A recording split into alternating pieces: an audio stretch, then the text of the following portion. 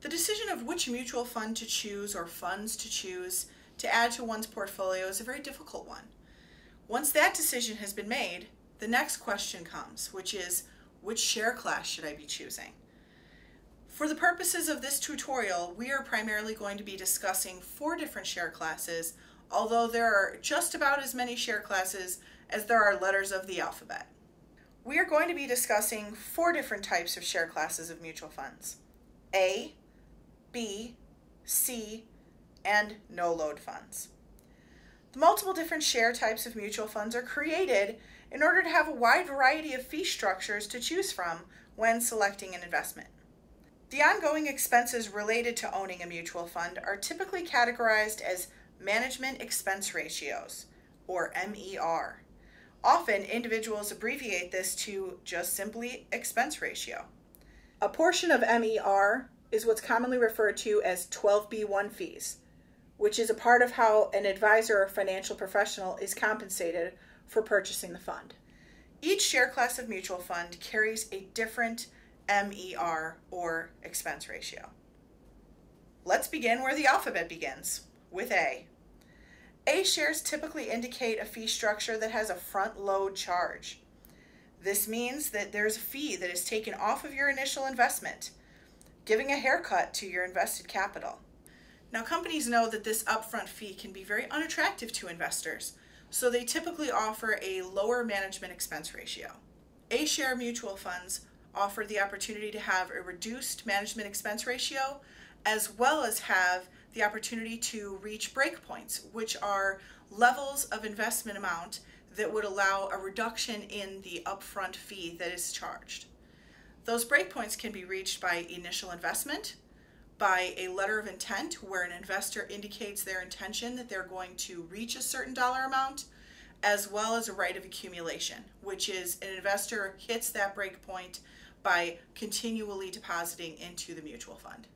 Now, the negatives to this share class are primarily the long time horizon that an investor would have to hold the fund in order to justify that upfront expense. Moving on to B shares. B shares carry a back-end charge. This is commonly referred to as the Contingent Deferred Sales Charge, or CDSC. This deferred load typically gets smaller and smaller over a set period of time, so that the longer an individual holds the fund, the smaller the deferred load becomes. When the fund no longer has a back-end fee, it is normally reclassified as an A share and has the added benefit of the lower management expense ratio that an A share carries. The benefits of this share class is the lack of a front-end fee, which allows all of an investor's funds to go to work right away in the account.